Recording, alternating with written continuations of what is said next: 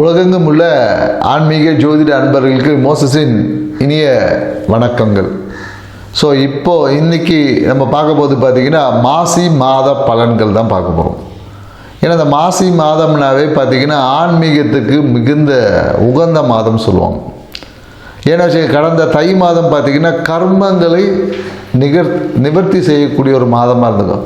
அதனால தான் தை பிறந்தா வழி பிறக்கும் சொல்லுவாங்க. ஏன்னா தை மாதம் உங்களுடைய அந்த கர்ம காரியங்கள் எல்லாத்தையும் நீங்கள் சீராக்கிட்டீங்கன்னா இந்த மாசி என்பது உங்களுக்கு நிறைய வாழ்க்கைக்கான வளர்ச்சிக்கான வாய்ப்புகளை ஏற்படுத்தி கொடுக்க ஒரு மாதமாக தான் இனி வரக்கூடிய மாதங்கள் இருக்கும் என்பதை தை பிறந்தா வழி பிறக்கும் அப்படின்னு நம்ம முன்னோர்கள் சொல்லியிருக்காங்க.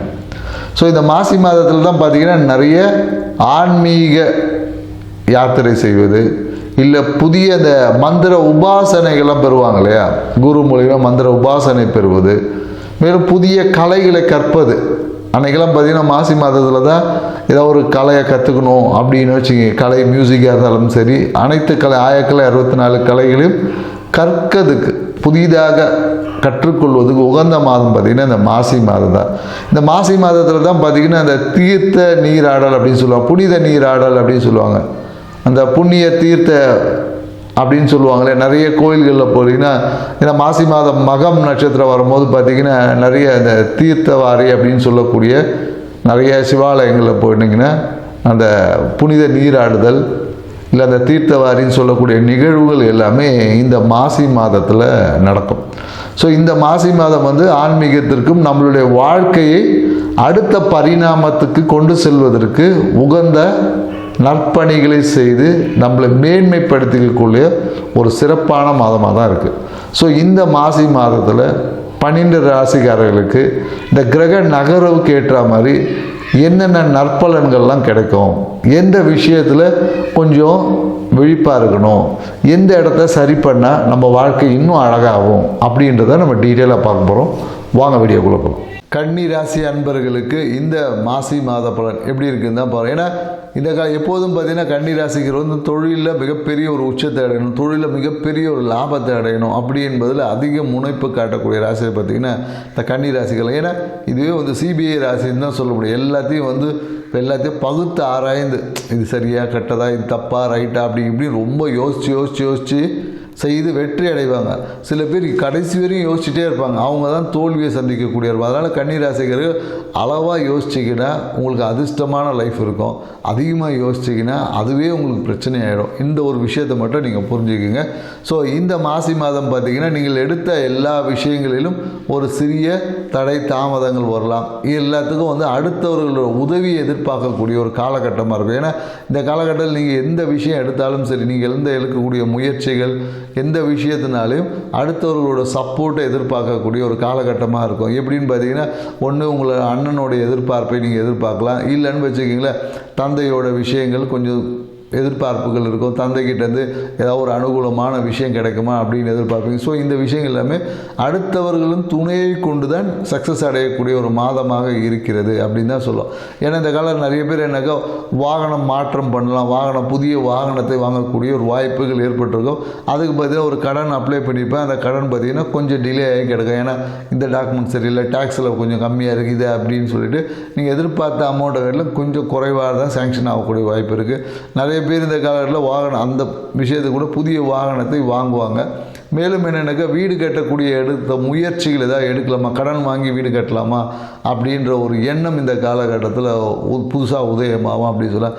ஏன்னா இந்த காலத்தில் அப்பாக்காக எடுத்த முயற்சிகள் பார்த்திங்கன்னா ஒரு சிறிய தடை இருக்கும். அப்பாக்காக எடுத்த முயற்சி பார்த்திங்கன்னா ஏதாவது அப்பாவுக்கு ஒரு அழுத்தமாக இருக்கும். அப்பாவுடைய மருத்துவ சிகிச்சைக்காக நீங்கள் ஒரு முயற்சி எடுக்கிறீங்க, அப்பாவோட மருத்துவ தேவைக்காக ஒரு விஷயம் எடுக்கும்போது அதில் ஒரு குழப்பம் வரும்.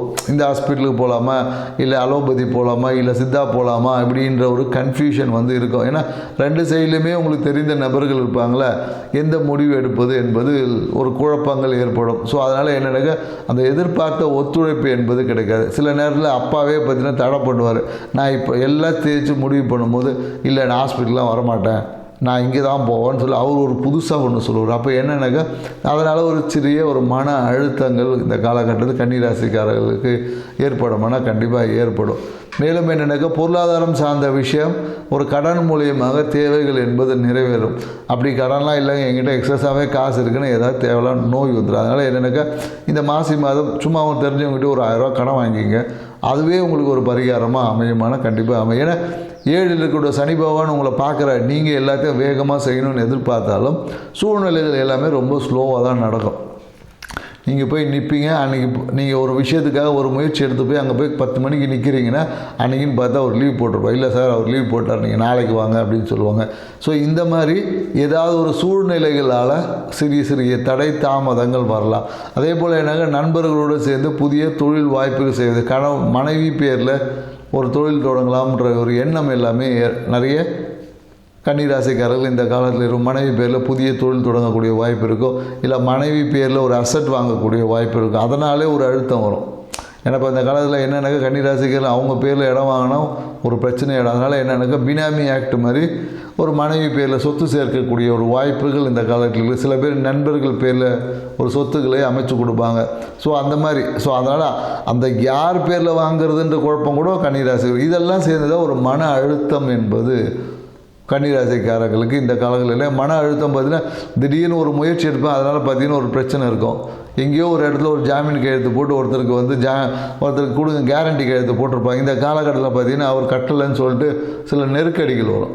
ஸோ இந்த மாதிரி திடீர் நெருக்கடிகளும் இந்த காலகட்டத்தில் கன்னிராசி அதனால் ஒரு மன அழுத்தம் இருக்கும். மனம் பார்த்திங்கன்னா ரொம்ப பரபரப்பாக வேகமாக அப்படி செயல்படும். ஸோ அதனால் என்னென்னாக்கா அதே மாதிரி வாகனத்தில் பயணிக்க போகும்போது பார்த்திங்கன்னா அன்றைக்கி பார்த்திங்கன்னா முக்கியமான வேலைக்கு போகும்போது தான் வண்டி ஒன்று பஞ்சர் ஆகும். ஸோ அப்படின்னு பார்க்கும்போது ஏன்னா அந்த பழைய வண்டியை தூக்கி போட்டு புதுசாக ஒன்று வாங்கணும்.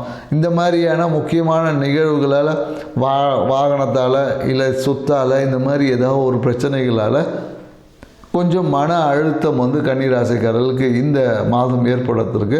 ஸோ இது எல்லாமே அடுத்த மாதம் தெரியும். அதனால் இந்த மாதம் இதற்கான ஏதாவது ஒரு முயற்சி எடுத்தீங்கனாலும் அது உங்களுக்கு பெரிய ஏமாற்றத்தை தரும். அதனால் நீங்கள் என்னென்னாக்கா கொஞ்சம் காலம் கடந்து நீங்கள் எடுத்தீங்கன்னு வச்சிங்கன்னா ஒரு மாதம் 2 மாதம் கழித்து நீங்கள் இதை எடுத்திங்கன்னா எல்லாமே உங்களுக்கு சாதகமாக அமைவதற்கான வாய்ப்புகள் என்பது தான் இருக்குது. ஸோ ஜாதகம் நம்ம சொல்கிறதே என்னென்னாக்கா நல்ல நேரம் வரும்போது நமக்கு ஃபேவரான நேரத்தில் நாம் செய்யக்கூடிய அனைத்து விஷயங்கள் நமக்கு நன்மை தரும்.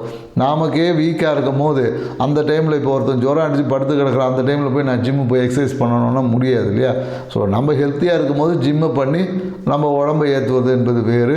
அவங்களே ஹாஸ்பிட்டலைசேஷன் இருக்கிற போய்ட்டு இன்னிலேருந்து நான் ஜிம்முக்கு போகிறேன்னா அங்கேயே எந்திரிக்க முடியாது இருக்கிறவர் எப்படிங்க ஜிம்மில் போய் எக்ஸசைஸ் பண்ணி தன்னை பலப்படுத்திக்க முடியும். ஸோ இதுதான். ஸோ அப்போ என்னென்னாக்கா நம்மளுடைய அதாவது ஜோதிடம் என்ன சொல்லுதுன்னா நம்மளை சுற்றியுள்ள நிகழ்வுகள் நமக்கு ஒரு முரணாக இருக்குது. அந்த காலகட்டத்தில் நாம் அமைதியாக கடந்து போய் இருக்கிற வேலையை பார்த்தா போதும்.